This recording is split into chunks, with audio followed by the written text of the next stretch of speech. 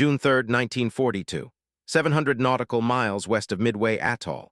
The altimeter needle bounced slightly as Ensign Jewel Harmon Reed banked his PBY Catalina through another lazy turn, the morning sun glinting off the parasol wing above the fuselage. He had been aloft for 9 hours. His crew was exhausted. The coffee was cold.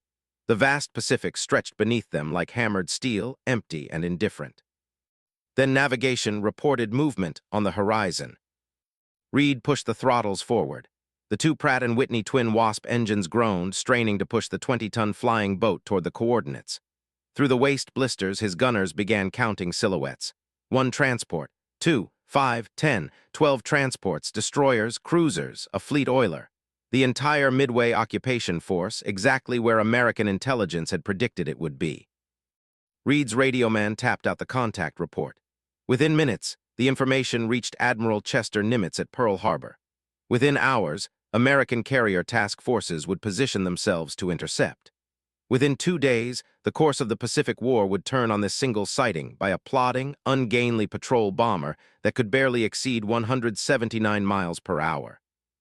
In the operations rooms of the combined fleet, Japanese admirals received the news with cold fury. Again, the Americans had found them again. How did they always know where to look? The answer flew overhead at altitudes the fighters struggled to reach, cruised for distances that exhausted any pursuit, and simply refused to die despite its obvious vulnerabilities. The consolidated PBY Catalina represented everything Japanese naval doctrine had not prepared for. It was not a battleship whose power could be calculated in armor thickness and shell weight. It was not a carrier whose striking force could be measured in aircraft complement and deck capacity. It was an observer, a shadow, a patient hunter with mechanical endurance that no human stamina could match. And in the mathematics of modern naval warfare, observation preceded destruction with the inevitability of sunrise. What the Japanese admirals would learn at terrible cost was that wars are not won by the side with the most powerful weapons. Wars are won by the side that can find the enemy first, track them longest, and deny them the sanctuary of darkness and distance. The PBY Catalina excelled at all three. It was slow when speed seemed essential. It was defenseless when firepower appeared paramount. Yet it would become one of the most consequential aircraft of the Pacific War, not despite these limitations, but in some cases because of them. This is the story of how a flying boat designed for peacetime patrol missions transformed into a weapon that Japanese commanders learned to fear more than American battleships, and how the very qualities that should have made it obsolete became the instruments of its terrible effectiveness. The genesis of Japanese naval anxiety about American patrol aircraft began not in 1942 at Midway, but in the planning rooms of Washington during the 1930s. American naval planners understood a fundamental geographic reality.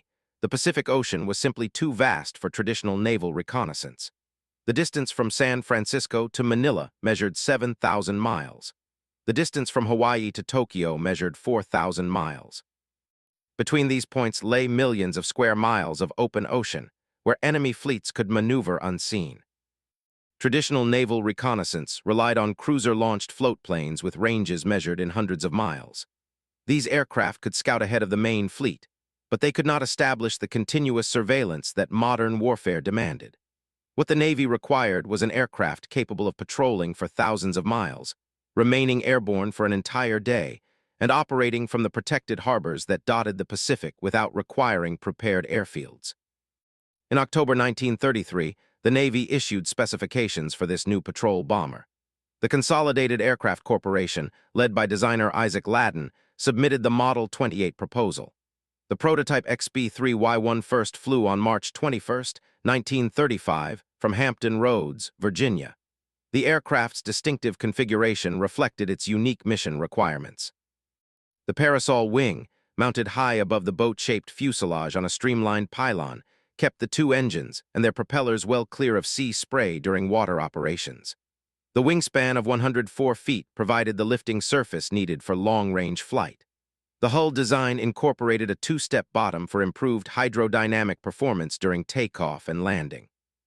But the specifications that truly distinguished the Catalina were invisible to casual observation. They existed in fuel capacity, in engine efficiency, in the careful calculation of weight versus range. The PBY-5A variant, which entered service in 1941, carried 1,750 gallons of fuel in self-sealing tanks. The two Pratt & Whitney R1830-92 engines, each producing 1,200 horsepower, consumed approximately 86 gallons per hour at optimal cruise settings. This gave the aircraft a range of 2,500 miles, with endurance exceeding 20 hours under ideal conditions. 20 hours. Consider what that meant in practical terms. A PBY could launch from Midway at dawn, patrol 700 miles toward the probable location of an enemy fleet, conduct a search pattern for hours, and still return before nightfall. Or it could launch at dusk, fly through the night to attack enemy shipping, and return at dawn. The longest documented patrol mission lasted 31 hours and 45 minutes, a duration that would have required 3 separate missions by shorter-ranged aircraft. Japanese naval officers studying American capabilities in the late 1930s noted these specifications with growing concern. Their own reconnaissance aircraft, the Kawanishi H-6K flying boat and later the H-8K, possessed similar range, but the Americans were producing PBY Catalinas in quantities that Japan could not match. By December 1941, the U.S. Navy operated more than 300 Catalinas across multiple patrol wings. Production would eventually reach more than 3,300 aircraft, with additional units manufactured under license in Canada and the Soviet Union. The anxiety was not merely about numbers. It was about what those numbers implied. Each Catalina represented eyes on thousands of square miles of ocean. Each patrol created a surveillance net that Japanese fleet movements would have to penetrate. And unlike destroyers or cruisers that required constant crew rotation and frequent refueling, a Catalina needed only a protected anchorage, a supply of aviation gasoline, and a crew willing to spend most of their waking hours airborne. The first confirmation of Japanese fears came not at Midway, but at Pearl Harbor itself. On the morning of December 7, 1941, Japanese planners included the destruction of American patrol aircraft among their primary objectives. Vice Admiral Chuichi Nagumo's carrier strike force had approached Hawaii under strict radio silence, taking a northern route specifically chosen to avoid American patrol sectors. But the Japanese planners understood that if even one PBY spotted the approaching carrier force and transmitted a warning, the element of surprise would be lost. At 7 in the morning, a patrolling PBY discovered a Japanese mini-submarine attempting to enter Pearl Harbor. The crew dropped depth charges and radioed a warning at 7:15. The message required decoding and relay, reaching CINCPAC headquarters just as the first bombs began to fall. The warning came too late to prevent the attack, but it demonstrated precisely what Japanese planners feared: the ubiquity of American patrol aircraft and their crews' immediate transmission of contact reports. The Japanese strike force specifically targeted the PBY patrol squadrons based at Ford Island. Patrol Squadron 22 had 12 Catalinas moored on Ramp 4 at the southern end of the island. The first VAL dive bomber to attack Pearl Harbor dropped a 550-pound bomb directly among VP-22's aircraft. The blast and subsequent fire destroyed 7 PBYs and damaged the remaining 5 so severely they required days of repair before returning to service. At Kaneohe Naval Air Station, Patrol Wing 1 lost all aircraft on the ground or in the bay. Only 3 Catalinas, which happened to be on patrol at the moment of attack, survived. This deliberate targeting revealed Japanese understanding of the PBY's strategic significance. Before engaging battleships, before attacking carriers, the Japanese destroyed patrol aircraft. The lesson was clear. Controlling information was prerequisite to controlling the battle, and patrol aircraft were the primary means of gathering that information. Within hours of the Pearl Harbor attack, 4 patrol squadrons began flying reinforcements to Oahu. Patrol Squadron 51 had its aircraft transferred to VP-22, which was then dispatched to the Philippines, where Patrol Wing 10 had also lost most of its Catalinas in the initial Japanese strikes. The Americans understood what the Japanese understood. Whoever could observe the enemy's movements would dictate the terms of engagement. But observation alone did not win battles. The PBY's true power emerged in the weeks and months following Pearl Harbor, as American forces learned to weaponize the aircraft's most basic capability: the ability to remain in the same piece of ocean for longer than any enemy wanted them there. On December 27, 1941, 6 Catalinas from Patrol Squadron 101 bombed Japanese shipping at Jolo Island in the Philippines against heavy fighter opposition. 4 PBYs were lost, but the survivors confirmed that American patrol aircraft were not merely observers. They could strike back. It was crude, desperate, and costly, but it established a pattern that would intensify throughout the war. The turning point came at Midway. American cryptanalysts had broken Japanese naval codes and predicted the general timing and location of an attack on Midway Atoll. Admiral Nimitz positioned his carrier task forces northeast of the island and deployed 32 PBY Catalinas in a vast search pattern designed to locate the approaching Japanese fleet before it could achieve surprise. The patrol sectors extended up to 700 nautical miles from Midway, covering the approaches from all likely directions. Each PBY flew outbound on a specific bearing, searched a designated area, and returned. The sectors overlapped slightly to prevent gaps in coverage.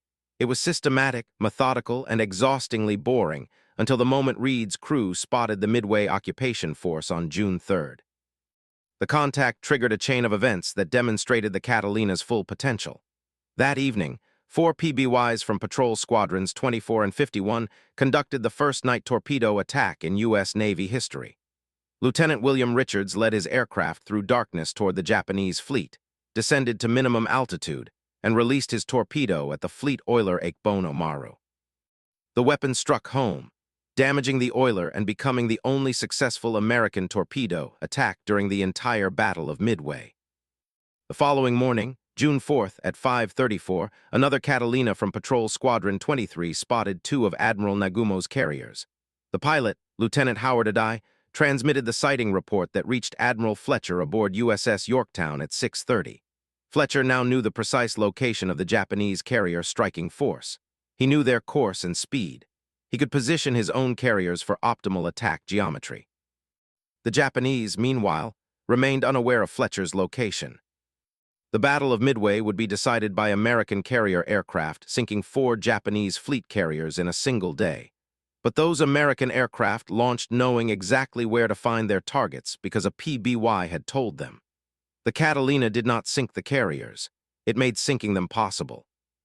Japanese admirals analyzing the Midway disaster focused primarily on tactical decisions: the timing of aircraft rearming, the positioning of combat air patrol, the quality of damage control.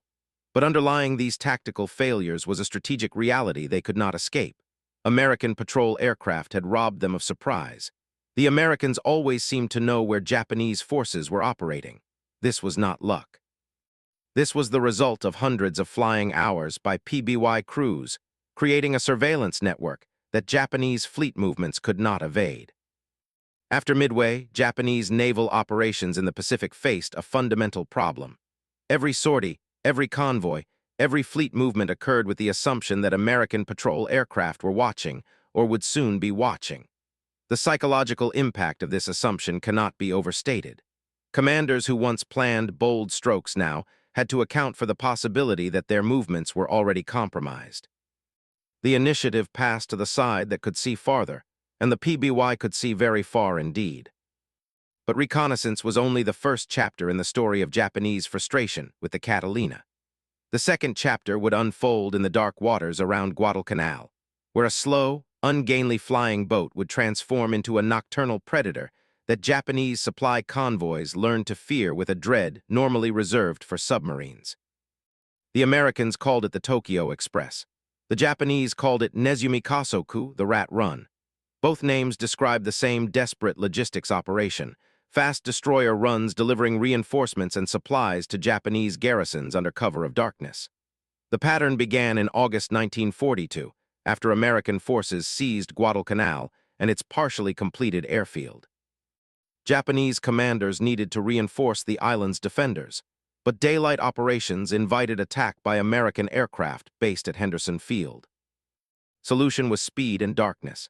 Fast destroyer squadrons would race down the slot, the channel through the Solomon Islands, deliver supplies and troops at Guadalcanal after nightfall, and withdraw before dawn exposed them to air attack. The tactics worked initially. American surface forces struggled to intercept the fast-moving destroyers in darkness.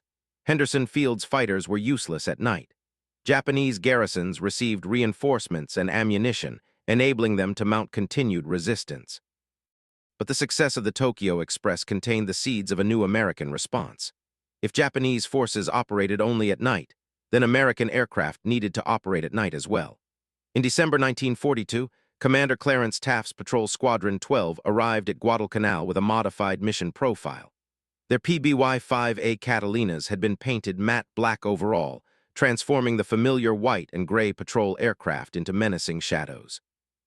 The squadron began flying night missions, specifically designed to intercept Tokyo Express runs. The transformation from observation platform to attack aircraft required more than paint. Each Black Cat, as the night-operating Catalinas became known, received modifications that presaged modern night attack tactics. Early model ASV air-to-surface vessel radar allowed crews to detect ships at ranges up to 30 miles under optimal conditions. Radar altimeters enabled pilots to fly as low as 50 feet above the water in complete darkness, a capability that would prove crucial for survival. Flame dampers over the engine exhausts reduced visible signature. The crews trained extensively in night navigation, target identification, and low-altitude bombing. The tactical evolution of Black Cat operations revealed sophisticated understanding of the PBY's strengths and weaknesses. The aircraft was slow, but slow speed at low altitude made it nearly impossible for Japanese fighters to engage without risking collision with the sea. The aircraft lacked armor and defensive firepower, but darkness provided better protection than steel plate. The aircraft could not outrun pursuers, but it could outendure them, remaining in the patrol area long after fighters exhausted their fuel. A typical Black Cat mission launched at dusk. The crew would transit to the patrol area at medium altitude, then descend to 50 feet above the water for the final approach. The radar operator would scan for ship contacts while the navigator plotted intercept courses. When a target appeared on the screen, the pilot would close to visual range before attacking. The weapons evolved through trial and error. Initial attempts with torpedoes failed due to the unreliability of American torpedo designs, the same technical failure that plagued submarine operations. Illuminating flares proved counterproductive, silhouetting the attacking aircraft for Japanese gunners. The tactic that emerged involved 4 500-pound bombs with 5-second delay fuses, dropped from 50 to 150 feet altitude. The delay allowed the attacking Catalina to clear the blast radius before the bombs detonated below the target's waterline. But the Black Cats added refinements that went beyond conventional weapons. Crews discovered that empty beer and Coca-Cola bottles, dropped from altitude, produced a terrifying screaming sound as they fell. These improvised psychological weapons created panic among Japanese sailors who could hear but not see the attacking aircraft. Australian Catalina crews operating from bases in the Southwest Pacific took the concept further, dropping scrap metal, rocks, and beer bottles with razor blades inserted in the necks to create high-pitched shrieks. The effectiveness of Black Cat operations exceeded all expectations. Between August 1943 and January 1944, 14 Black Cat squadrons sank 112,700 tons of Japanese merchant shipping and damaged another 47,000 tons. At least 10 Japanese warships fell victim to night attacks by these modified patrol bombers. In December 1944, Patrol Bombing Squadron 11 became the first patrol squadron in U.S. Navy history to earn a Presidential Unit citation after reportedly sinking 75,000 tons of shipping, including a cruiser, a destroyer, a fleet tanker, and numerous smaller vessels. The strategic impact reached beyond tonnage statistics. Japanese supply operations, already constrained by American submarine interdiction during daylight hours, now faced attack at night as well. The Tokyo Express runs that had sustained Japanese garrisons became increasingly costly and less reliable. Troops on isolated islands went hungry. Ammunition stocks dwindled. Medical supplies never arrived. The Black Cats had denied Japanese forces the sanctuary of darkness. Japanese fighter pilots developed grudging respect for the Black Cat crews. The pilots understood the Catalina's vulnerabilities in daylight, but had learned the aircraft's nighttime elusiveness.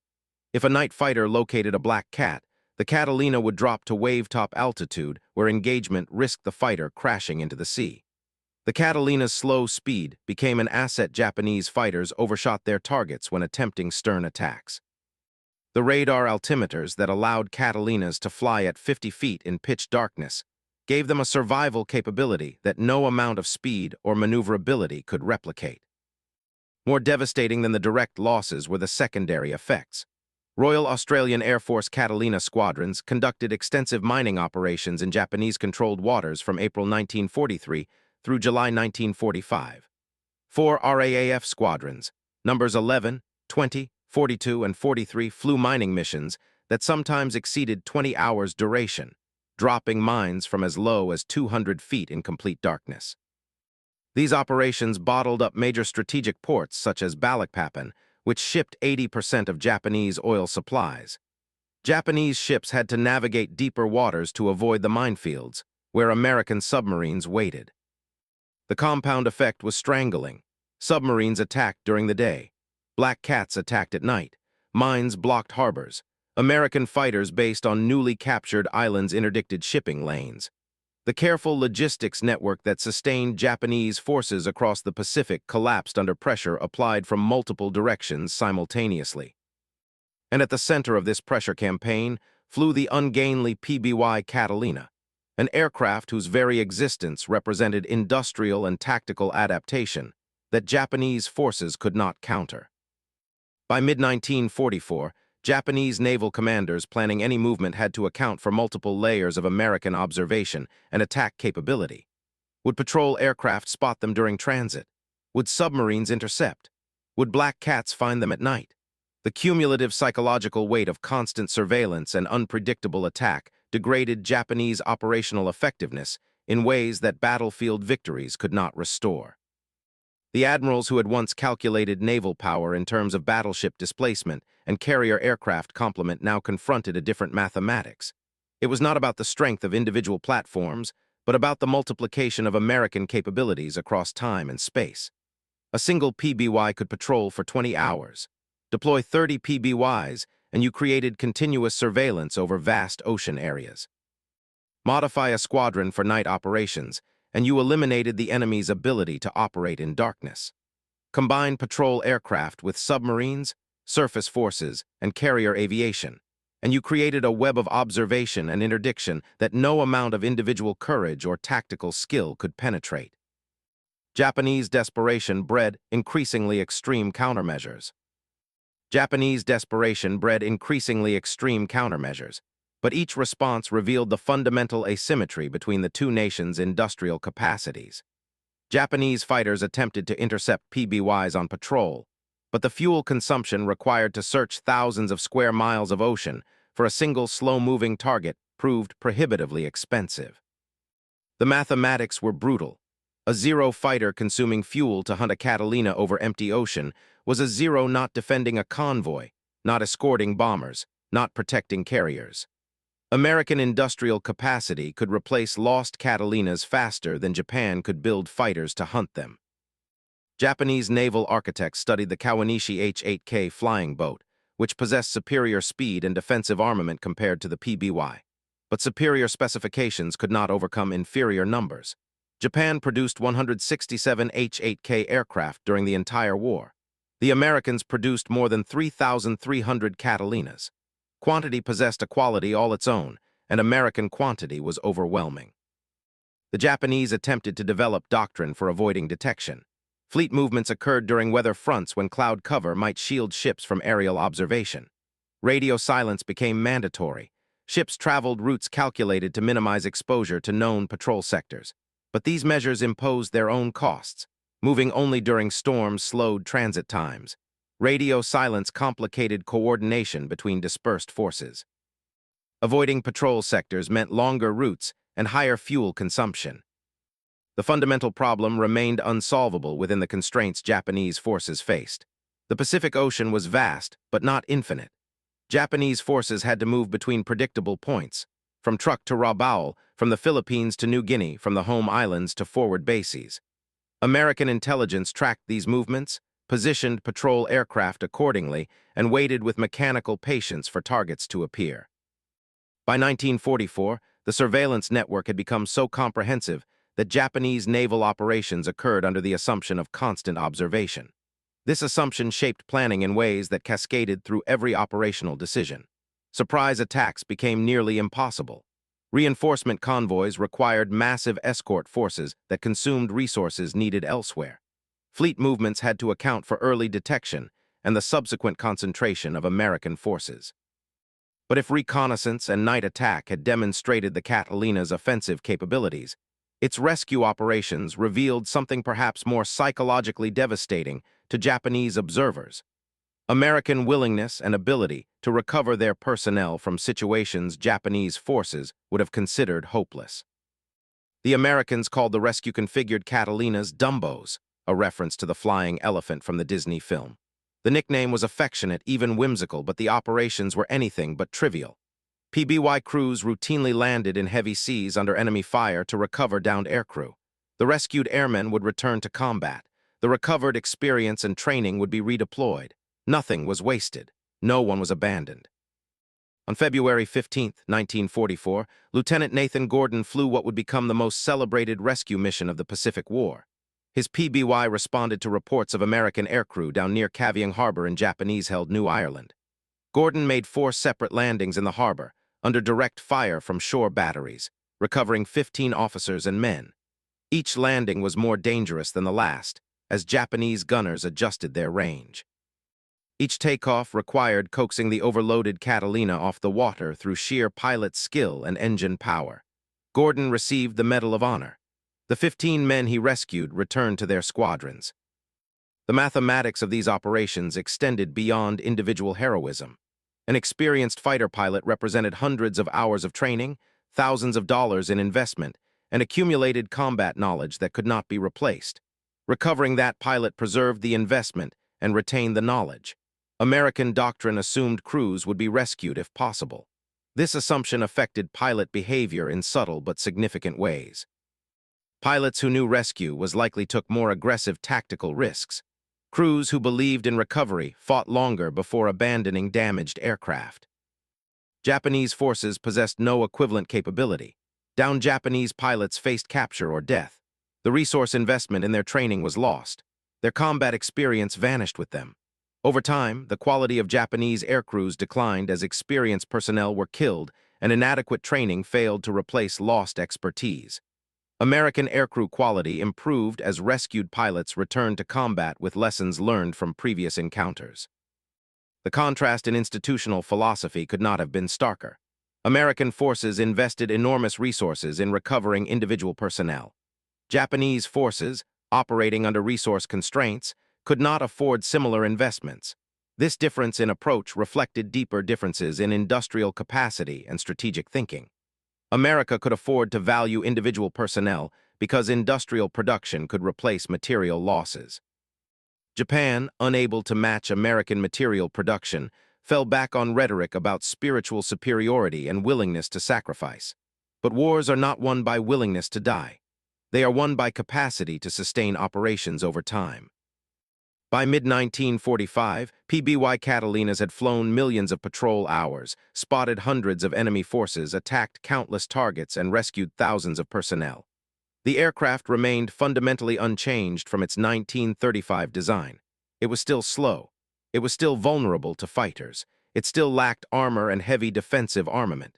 None of these limitations mattered. The Catalina excelled in the mission parameters that proved decisive: range, endurance, and versatility. When American submarines USS Threadfin and USS Hackleback tracked the battleship Yamato on its final sortie toward Okinawa in April 1945, they maintained contact through the night and transmitted regular position reports. Those reports enabled American carrier task forces to position their aircraft for optimal attack geometry at dawn. The submarines performed reconnaissance. The carriers delivered destruction.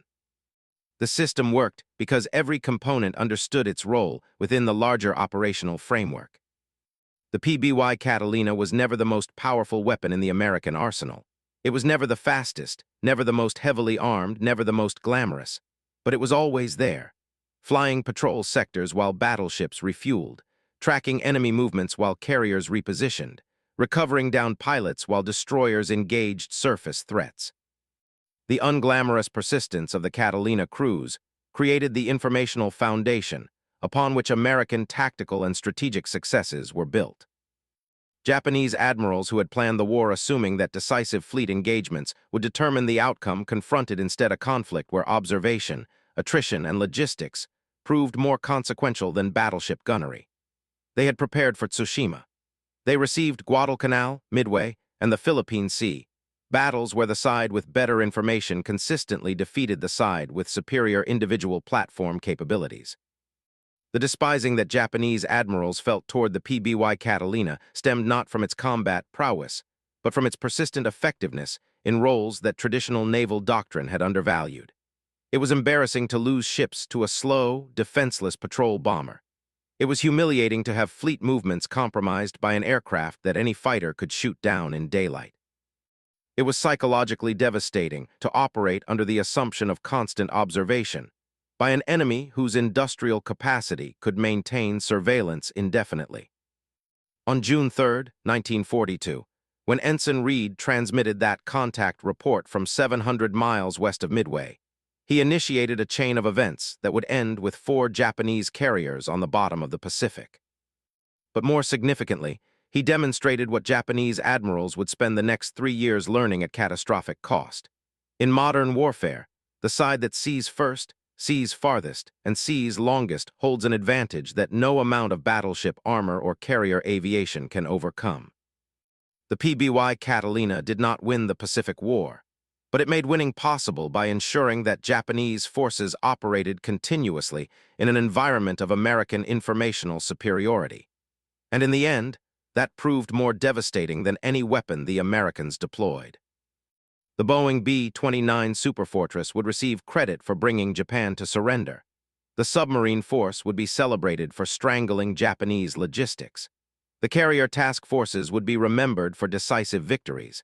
But none of these platforms could have achieved their effects without the foundational reconnaissance that patrol aircraft provided.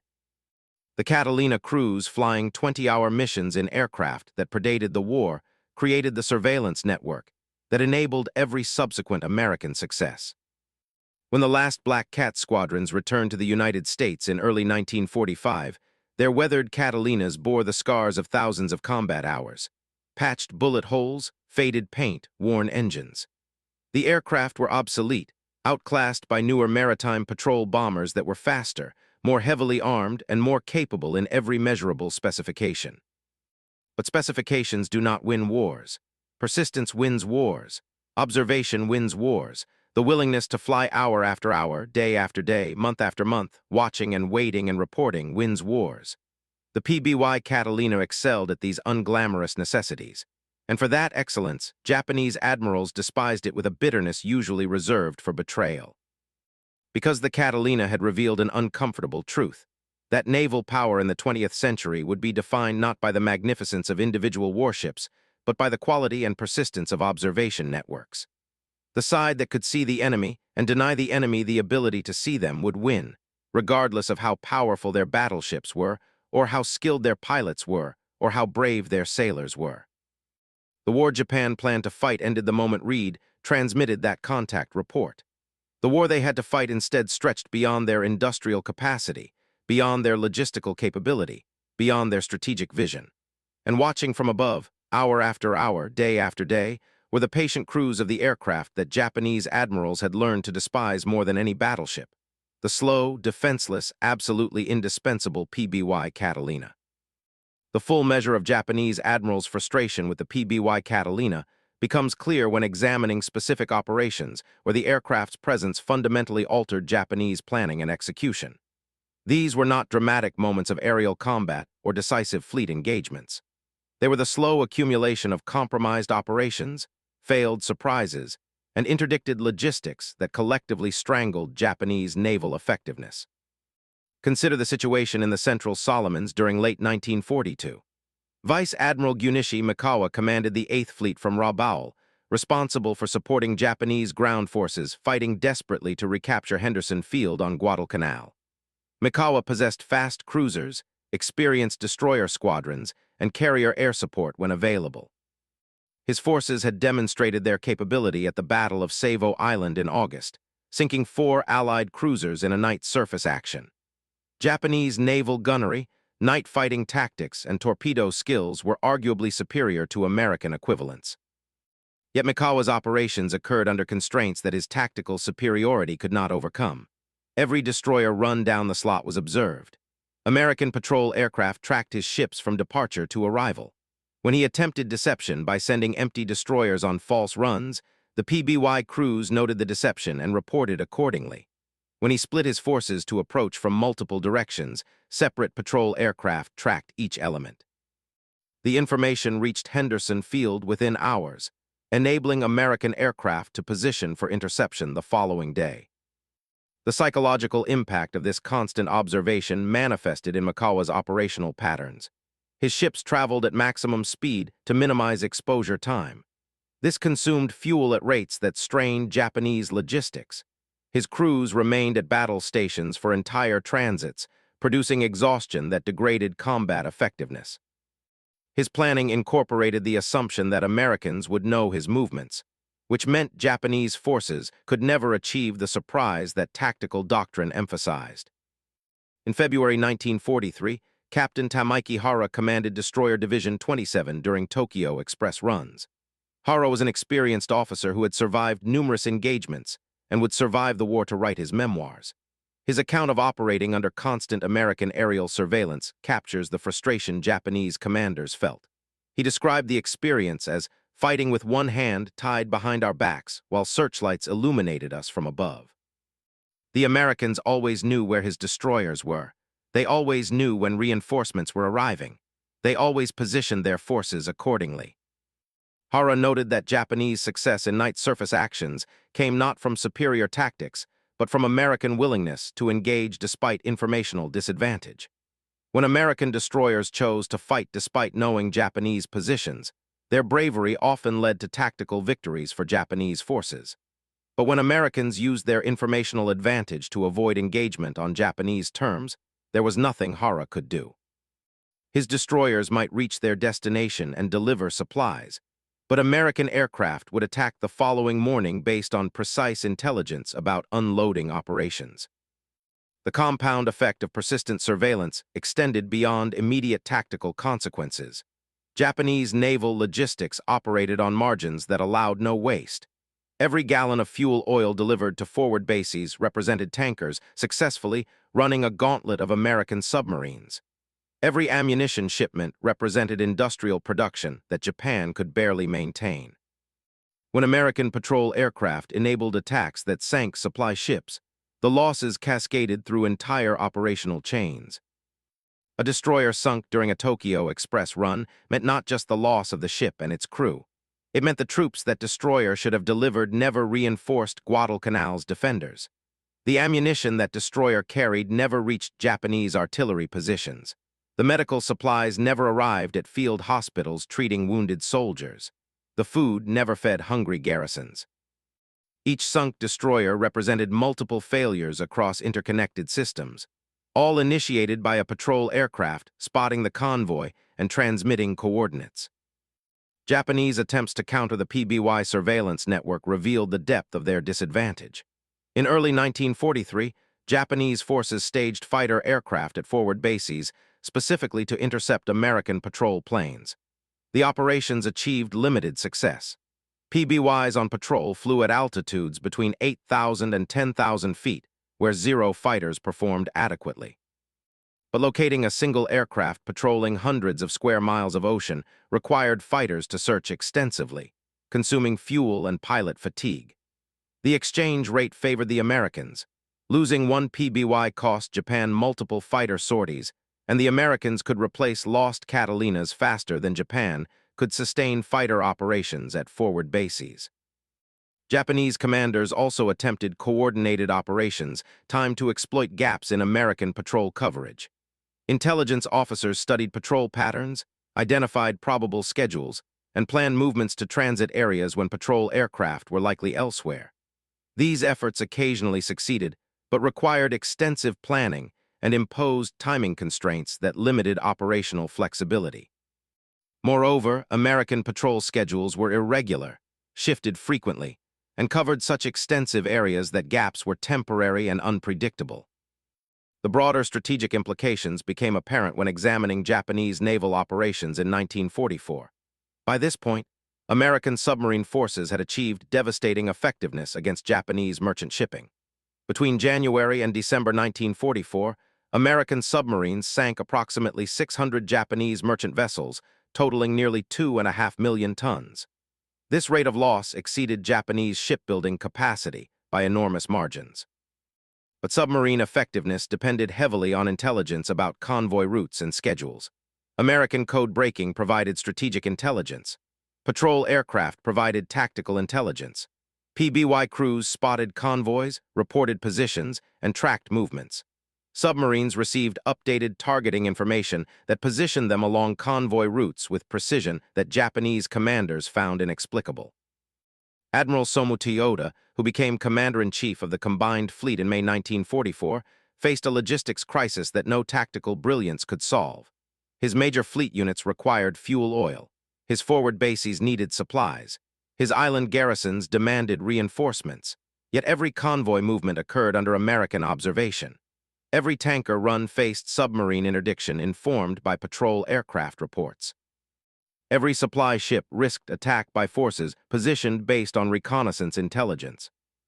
Toyoda's response to the American invasion of the Philippines in October 1944 demonstrated how thoroughly PBY surveillance had constrained Japanese options. The Shogyo operation, Japan's plan to defend the Philippines, required coordinating multiple fleet elements approaching from different directions. Northern Force under Vice Admiral Gisaburo, Ozawa would decoy American carriers northward. Center Force under Vice Admiral Takeo Kurita would transit San Bernardino Strait and attack American landing forces. Southern Force would enter through Surigao Strait and attack from the south. The plan's success depended on surprise, coordination, and timing. It achieved none of these. American submarines tracked Kurita's center force from its departure. Patrol aircraft confirmed the sightings. American carrier aircraft attacked repeatedly during Kurita's transit. By the time Center Force emerged from San Bernardino Strait on October 25th, American commanders knew its composition, course, and probable objectives. The Northern Force decoy succeeded in drawing American carriers away, but only because Admiral William Halsey chose to pursue despite knowing it was a diversionary tactic. The Battle of Leyte Gulf resulted in catastrophic Japanese losses. 4 carriers, 3 battleships, 10 cruisers, and 11 destroyers sunk or damaged beyond repair.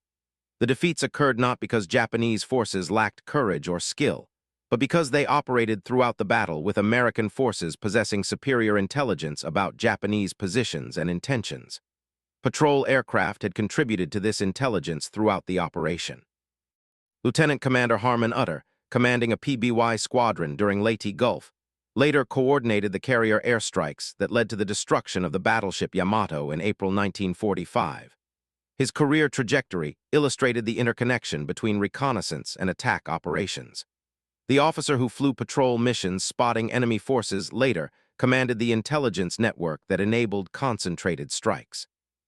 The skills transferred seamlessly because they derived from the same fundamental capability: finding the enemy and maintaining contact until forces capable of destruction could be positioned. The final months of the war demonstrated how thoroughly the surveillance network had degraded Japanese operational capability. By early 1945, Japanese naval forces rarely sortied without expecting American knowledge of their movements. This expectation shaped planning in ways that bordered on paralysis. Operations that might have succeeded through surprise were abandoned because commanders assumed surprise was impossible. Reinforcement convoys traveled routes so circuitous that transit times stretched to the point where supplies arrived too late to matter. Island garrisons went unsupported because no one could devise convoy routes that offered reasonable probability of successful transit. The sortie of the battleship Yamato in April 1945 represented the logical endpoint of this degradation. Vice Admiral Seiichi Ito commanded the force. Yamato, the light cruiser Yahagi, and 8 destroyers ordered to sail to Okinawa on a one-way mission. The ships carried fuel for a single transit. The plan called for them to beach themselves and fight as stationary coastal artillery until destroyed. Ito reportedly opposed the operation as meaningless sacrifice, but higher command insisted. American intelligence detected preparations for the sortie days before departure.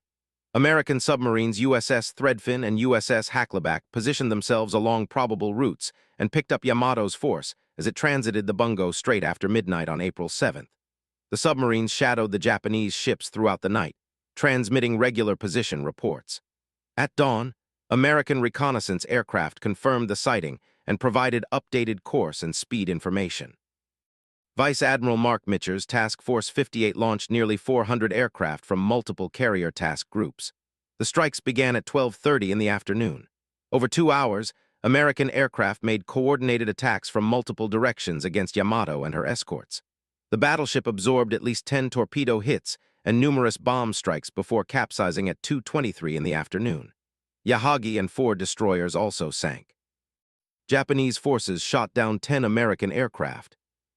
The exchange illustrated the fundamental asymmetry that had characterized the Pacific War.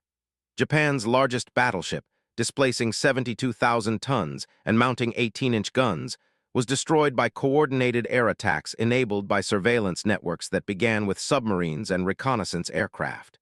The Americans knew where Yamato was from the moment she sortied. They knew her course, her speed, her probable destination. They positioned overwhelming force and attacked when conditions favored their weapons. Yamato never fired her main battery at an American ship. For Japanese admirals who had built their careers around battleship supremacy, the destruction of Yamato represented complete validation of what Isoroku Yamamoto had tried to tell them years earlier. Carriers and aircraft had superseded battleships as capital ships. But underlying even this conclusion was something more fundamental. Information superseded firepower. The side that could see the enemy and mass forces accordingly would win regardless of individual platform capabilities.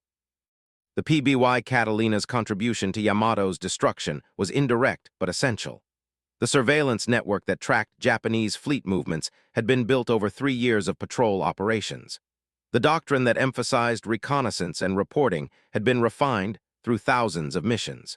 The communications systems that transmitted targeting information had been developed to support patrol aircraft operations. When submarines picked up Yamato's sortie, they were operating within a framework that PBY operations had established. After Japan's surrender in August 1945, American military analysts studied Japanese naval operations to understand what had gone right and wrong on both sides. The studies confirmed what operational experience had suggested. Japanese forces had operated throughout the war with systematic informational disadvantage. American forces consistently knew more about Japanese dispositions and intentions than Japanese forces knew about American activities. Part of this advantage derived from superior code breaking. Part derived from more extensive intelligence networks, but significant portions derived from mundane, unglamorous patrol operations that created continuous surveillance over vast ocean areas. The PBY Catalina, along with other patrol aircraft, had provided the observational foundation that enabled American tactical and strategic successes. Japanese naval officers interviewed after the war expressed varying opinions about different American weapons and tactics. They respected American carrier aviation. They feared American submarines. They acknowledged American industrial supremacy. But when discussing patrol aircraft, particularly the night-operating Black Cats, the responses carried emotional weight beyond tactical assessment. These were slow, obsolescent aircraft that should have been easy targets. Yet they had operated with impunity, struck without warning, and denied Japanese forces the fundamental military advantage of darkness and concealment. Vice Admiral Madome Ugaki, who served as Chief of Staff to Admiral Yamamoto and later commanded the 5th Air Fleet, wrote extensively in his diary about American patrol aircraft. His entries contain frustration, respect, and resigned acknowledgement that Japanese forces lacked equivalent capabilities. Ugaki understood that individual PBYs were vulnerable, but he also understood that destroying individual aircraft accomplished nothing when American industrial production ensured replacements arrived continuously. The despising that Japanese admirals felt toward the PBY stemmed ultimately from what the aircraft represented rather than what it did. It represented American industrial capacity to produce thousands of complex aircraft. It represented operational doctrine that valued observation over immediate attack. It represented institutional patience to maintain patrol operations day after day without dramatic results. It represented the professionalization and systematization of military operations that characterized American prosecution of the war. Japanese naval doctrine emphasized spirit, courage, and individual skill. American doctrine emphasized systems, logistics, and persistent application of force. The PBY Catalina embodied this American approach. It was not a weapon that won battles through dramatic action. It was a tool that enabled winning by creating the conditions where American advantages in production, coordination, and mass could be applied effectively. The final irony is that Japan had similar aircraft and could have employed similar tactics. The Kawanishi H-6K and H-8K flying boats possessed capabilities comparable to the PBY. Japanese crews were skilled and brave. Japanese industrial capacity, though inferior to American production, could have supported extensive patrol operations. But Japanese naval doctrine had not valued reconnaissance to the degree that American doctrine did. Japanese industrial priorities focused on fighters, bombers, and warships rather than patrol aircraft. Japanese operational planning emphasized decisive engagement rather than persistent surveillance. These choices reflected deeper strategic miscalculations about how the Pacific War would be fought and won. Japan had planned for a short war decided by decisive fleet engagements. America fought a long war of attrition and logistics. Japan had prepared for Tsushima. America delivered Guadalcanal, the Philippine Sea, and Okinawa, campaigns where information, logistics, and industrial capacity mattered more than individual combat prowess. On June 3, 1942, Ensign Reed's radio transmission from 700 miles west of Midway initiated a chain of events that ended at Tokyo Bay in September 1945. The connection between these points was not direct or obvious, but it was real. The surveillance network that Reed's mission exemplified created the informational foundation for every American success that followed. And central to that network was the ungainly, slow, defenseless patrol bomber that Japanese admirals learned to despise, with an intensity usually reserved for far more powerful weapons. The PBY Catalina remained in American military service until 1956. Some continued flying with foreign air forces into the 1980s. A few still fly today, preserved by aviation enthusiasts and museums. They are relics now, museum pieces from an era of aviation long past. But for 3 years in the Pacific, they were the eyes that saw everything, the shadows that hunted at night, and the angels that rescued the desperate. And for Japanese admirals planning operations under constant American observation, they were the persistent, inescapable reminder that the war they had started was not the war they were fighting, and the enemy they faced possessed depths of capability they had fatally underestimated.